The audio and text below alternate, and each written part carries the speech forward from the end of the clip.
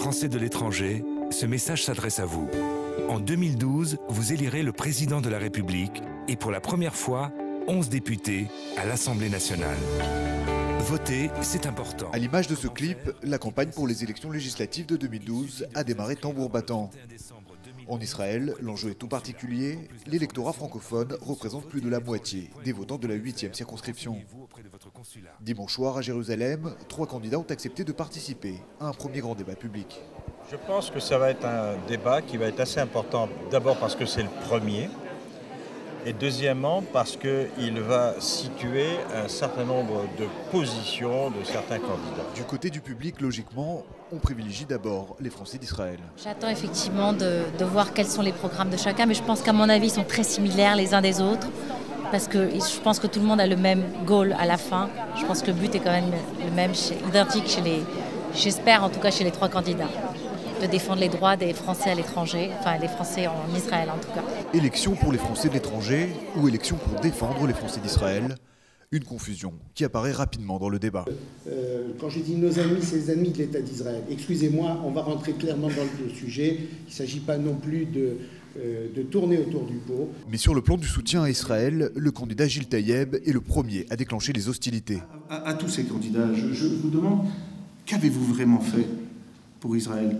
Comment pouvez-vous me dire que votre action dont vous vous vantez a porté tellement ses fruits? Est-ce que, Valérie, excusez-moi, mais est-ce que votre action merveilleuse auprès de l'UMP a empêché l'UNESCO, de la France de voter à l'UNESCO? Est-ce que les mots prononcés par un ami d'Israël? Visée, Valérie Offenberg répond au coup par coup.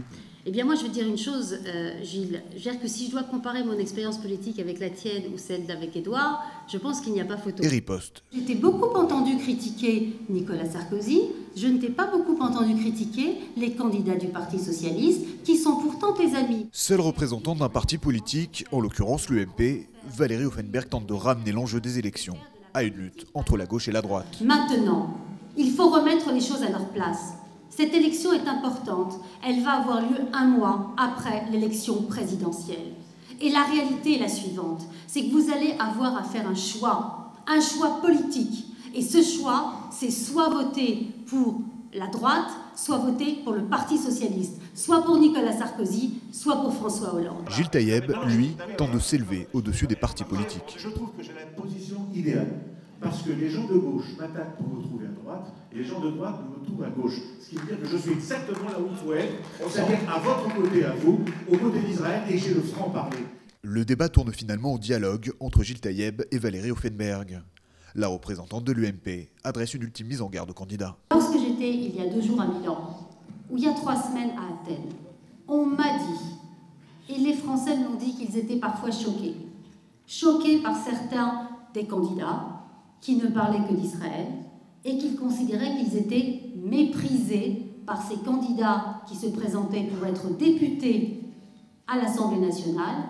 Plus au calme, Valérie Offenberg revient sur les thèmes qui, selon elle, doivent figurer au cœur de la campagne. Chacun a le droit légitime de vouloir se présenter. Maintenant, il est vrai que parce que je vais dans tous les autres pays, il faut être clair, ce qui intéresse les Français qui habitent hors de France, c'est toutes les questions que je viens d'évoquer. La question de l'éducation, la question des retraites, la question de tout ce qui est fiscalité, administrative.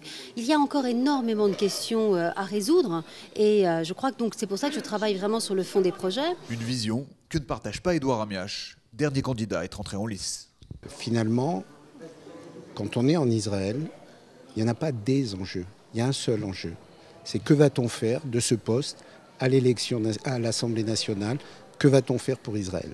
Je suis indépendant, je vais pouvoir donc faire le travail que je fais, que nous faisons à l'UPJF depuis des années, je vais pouvoir le faire à l'intérieur de l'Assemblée nationale pour voir dans les travées de l'Assemblée nationale, parce que ce n'est pas les 2 ou 3 minutes de discours qu'ils vont nous donner à l'Assemblée nationale qui vont permettre de m'expliquer sur Israël. C'est ce travail au quotidien qui va être fait auprès des élus de la République pour leur expliquer ce qu'est Israël.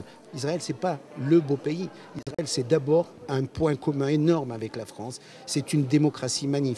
Sur Israël, justement, Gilles Taïeb, qui compte 20 ans d'expérience au service de la communauté juive de France, estime avoir une longueur d'avance. Je sais que c'est ce côté-là, cet aspect militant, cet aspect actif, cette capacité que j'ai de mobiliser à la fois les fonds et à la fois les hommes, et mes contacts avec l'ensemble du paysage politique français, tant de droite que de gauche, qui intéressent cette population. Et c'est pour ça qu'ils sont de plus en plus nombreux à me rejoindre. En attendant, il ne reste que quelques jours pour vous inscrire sur les listes électorales. De ce point de vue, l'ambassadeur de France à Tel Aviv, Christophe Bigot, est le premier à montrer l'exemple. Si, venez vous inscrire au consulat jusqu'au 30 décembre pour voter pour les présidentielles et élire pour la première fois un député à l'Assemblée nationale.